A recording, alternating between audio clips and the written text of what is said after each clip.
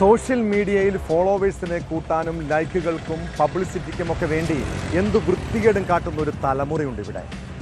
കോഴിക്കോട് ഗോവിന്ദപുരത്തെ ദീപക് യഥാർത്ഥത്തിൽ സൈബർ അധിക്ഷേപത്തിൻ്റെ ഇരയാണ്. ആ സാധുവായ മനുഷ്യനെ കൊലയ്ക്ക് കൊടുത്തതാണ്. ബസ്സിൽ അപമര്യാദയായി പെരുമാറിയെന്നാരോപിച്ച് വീഡിയോ പോസ്റ്റ് ചെയ്തതിന് പിന്നാലെ ദീപക് ആത്മഹത്യ ചെയ്ത സംഭവത്തിൽ പോലീസ് യുവതിക്കെതിരെ ആത്മഹത്യാ പ്രേരണ കുറ്റത്തിന് കേസെടുത്തു. കുടുംബം കമ്മീഷണർക്ക് നൽകിയ പരാതിയിലാണ് പോലീസിന്റെ നടപടി. യുവതിക്കെതിരെ കൊലക്കുറ്റത്തിന് കേസെടുക്കണമെന്നാണ് കുടുംബത്തിന്റെ ആവശ്യം.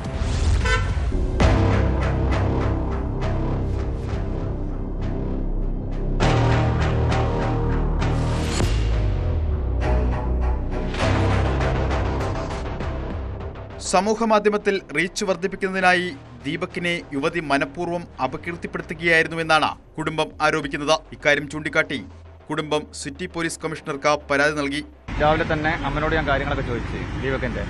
അപ്പോൾ അമ്മനോട് ചെറുതായിട്ട് കാര്യങ്ങളൊക്കെ പറഞ്ഞിരിക്കണേ, ഇങ്ങനെയൊക്കെ ഇതിൽ വന്നെന്നുള്ളത്. അമ്മ പുറത്ത് പറയുന്നത് വേണ്ടെന്നുള്ളൊരു ഇതിൽ പറഞ്ഞു.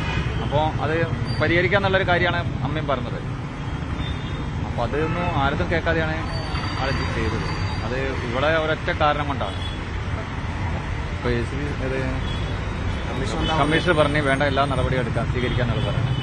ഇപ്പം തന്നെ ഫോർവേഡ് ചെയ്യും. നിങ്ങൾ പോയിട്ട് അവിടെ ACPനെ കണ്ടാൽ മതി, കോളേജിലുള്ള ACPനെ പോയി കണ്ടാൽ മതി എന്ന് പറയാം. ഞങ്ങളിപ്പോൾ മനുഷ്യാവകാശത്തിന് കൊടുക്കാനുണ്ട്, ഞങ്ങൾക്ക് കളക്ടർക്ക് കൊടുക്കാനുണ്ട്, DGPക്ക് ഉണ്ട്, ഇവർക്കൊക്കെ മന്ത്രിക്കുണ്ട്, എല്ലാവർക്കും ഞങ്ങൾ ഇത് കൊടുക്കുന്നുണ്ട്, പരാതി കൊടുക്കുന്നുണ്ട്. പരാതി നൽകിയതിന്റെ തൊട്ട് പിന്നാലെ പോലീസ് വീട്ടിലെത്തി ദീപകിന്റെ മാതാപിതാക്കളുടെയും ബന്ധുക്കളുടെയും മൊഴിയെടുത്തു. പോലീസ് മൊഴിയെടുക്കാനെത്തിയപ്പോൾ വൈകാരിക രംഗങ്ങൾക്കാണ് സാക്ഷ്യം വഹിച്ചത്. യുവതിക്കെതിരെ കൊലക്കുറ്റ ചുമത്തണമെന്ന കുടുംബം ആവശ്യപ്പെട്ടു. കഴിഞ്ഞ വെള്ളിയാഴ്ചയാണ് സംഭവങ്ങളുടെ തുടക്കം. ജോലി ആവശ്യാർത്ഥം കണ്ണൂരിലേക്ക് പോവുകയായിരുന്ന ദീപക് തിരക്കുള്ള ബസ്സിൽ ഇരിക്കാൻ സ്ഥലമില്ലാതെ നിൽക്കുന്ന സമയത്താണ് യുവതി വീഡിയോ ചിത്രീകരിക്കുന്നതും പിന്നീട് സമൂഹമാധ്യമങ്ങളിൽ പ്രചരിപ്പിക്കുകയും ചെയ്തത്.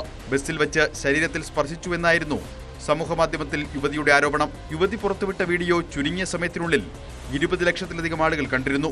പിന്നാലെ ഒരു വിശദീകരണ വീഡിയോയും യുവതി പോസ്റ്റ് ചെയ്തിരുന്നു.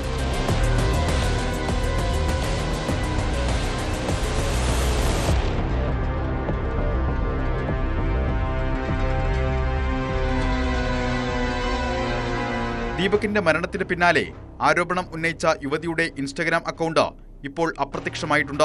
ആദ്യ വീഡിയോയ്ക്ക് പിന്നാലെ രണ്ടാം വീഡിയോ യുവതി നീക്കം ചെയ്തിട്ടുണ്ട്. അതേസമയം ബസ്സിൽ നിന്ന് യുവതി പകർത്തിയ വീഡിയോ ഇപ്പോഴും അക്കൗണ്ടിലുണ്ട്. യുവതിക്കെതിരെ വൻതോതിൽ സൈബർ ആക്രമണം നടക്കുന്നുണ്ട്. രാഹുൽ ഈശ്വറിന്റെ നേതൃത്വത്തിലുള്ള ഓൾ കേരള മെൻസ് അസോസിയേഷൻ സംഘടന DGPക്ക് പരാതി നൽകി.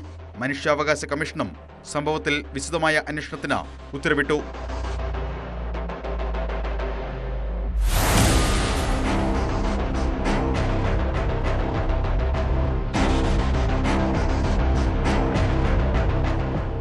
ന്യൂസ് 18 കോഴിക്കോട്. കൂടുതൽ വാർത്തകൾക്ക് news 18 Keralam YouTube channel subscribe ചെയ്യുക.